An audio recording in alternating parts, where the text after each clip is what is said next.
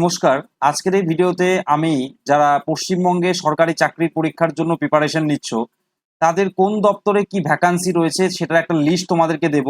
এই লিস্টটা একটা নামী পত্রিকা থেকে আমি সংগ্রহ করেছি। সেখান থেকেই তোমাদেরকে আমি সেই বিভিন্ন ডিপার্টমেন্টে কত ভ্যাকান্সি রয়েছে সেটা তোমাদেরকে জানাবো। তো আমাদের মোটামুটি বলা হচ্ছে যে সব দপ্তর মিলিয়ে ৪ লক্ষের উপরে ভ্যাকান্সি রয়েছে। ঠিক আছে? সব দপ্তর মিলিয়ে পশ্চিমবঙ্গে টোটাল ভ্যাকান্সির সংখ্যা কিন্তু ৪ লক্ষ। আর আমাদের মুখ্যমন্ত্রী জানিয়েছেন ডিসেম্বরের মধ্যে, দুদিন আগে তিনি জানিয়েছেন ডিসেম্বরের মধ্যে ৫০,০০০ নিয়োগ সম্পূর্ণ করবেন। ঠিক আছে?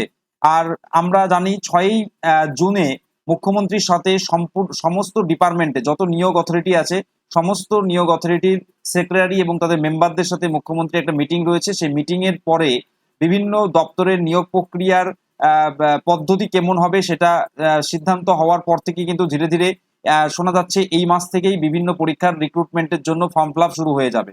তো আজকের এই ভিডিওতে আমি তোমাদেরকে জানাবো বিভিন্ন ডিপার্টমেন্টে কত শূন্য পদ রয়েছে সেটা তোমাদের সামনে তুলে ধরবো। ঠিক আছে? আরো এটা স্পষ্ট হয়ে উঠবে যখন ৩ই জুনের মধ্যেই কিন্তু বিভিন্ন ডিপার্টমেন্টগুলোকে ভ্যাকান্সি গুলো দেওয়া, শূন্য পদের শূন্য পদ জানতে চাওয়া হয়েছে। অর্থ দপ্তর সেই অর্ডারটা দিয়েছে যে কত শূন্য পদ রয়েছে বিভিন্ন ডিপার্টমেন্টে। ঠিক আছে? এই শূন্য পদটা হিসেব হবে মে মাসের ১ তারিখ পর্যন্ত, ২০২৬ সালের মে মাসের ১ তারিখ পর্যন্ত যতগুলো শূন্য পদ রয়েছে সেই ভিত্তিতে। তো তার আগে বিভিন্ন নামী সংবাদ পেপারে যে সমস্ত ভ্যাকান্সি দেখানো হচ্ছে সেগুলো তোমাদের সামনে তুলে ধরলাম। তো দেখো, এখানে দেখানো যাচ্ছে যে ডাব্লিউবিপি কনস্টেবল, এটাতে ভ্যাকান্সি রয়েছে ১৫,৫০০, ১৫,৫০০। ডাব্লিউবিপি এসআইএ রয়েছে ২,৫০০। কলকাতা পুলিশ কনস্টেবলে রয়েছে ১০,৪০০। কলকাতা পুলিশ এসআই রয়েছে ৬০০। কলকাতা পুলিশ ড্রাইভারে রয়েছে ৬৬৬টা। ফরেস্ট গার্ডে রয়েছে আমাদের ১৭০০টা। জেলা ওয়ার্ডার যেটাতে থাকে সেখানে ৭০০।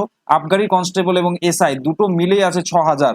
আরো দেখে নাও, পিএসসির মাধ্যমে যে সমস্ত নিয়োগগুলো হয়, লোয়ার ডিভিশন ক্লার্ক, এগুলো হচ্ছে ৬,০০০ সিট রয়েছে। মিসলেনিয়াস তোমরা জানো এটা গ্র্যাজুয়েট পোস্ট, এটা ৭০০টা সিট।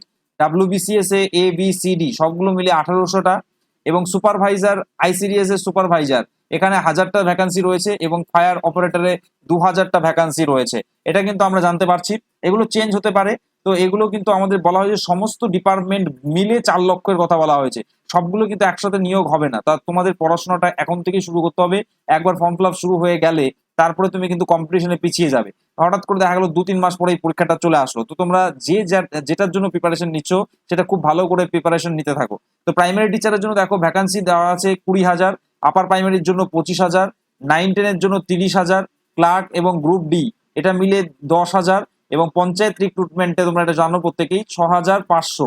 এটা কিন্তু বলা হয়েছে। পুর নিগমে শূন্য পদ রয়েছে ২০,০০০।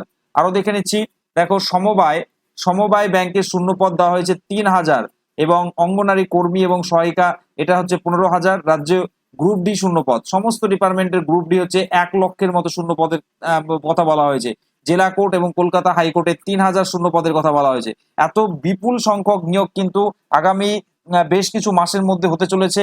হ্যাঁ, তো এই সব শূন্য পদ একসাথে নিয়োগ করা সম্ভব নয়, কিন্তু আমাদের মুখ্যমন্ত্রী জানিয়েছেন যে ৫০,০০০ নিয়োগ কিন্তু তিনি ডিসেম্বর মাসের মধ্যেই সম্পূর্ণ করবে। তার মানে সমস্ত ডিপার্টমেন্ট থেকে হয়তো তিনি কিছু কিছু নিয়োগ করবেন। তো বাকি শূন্য পদগুলো কিন্তু শীঘ্রই নিয়োগ হবে। তাই তোমাদের প্রিপারেশনে কোনো খামতি দিও না, তোমরা প্রিপারেশন আগিয়ে যাও।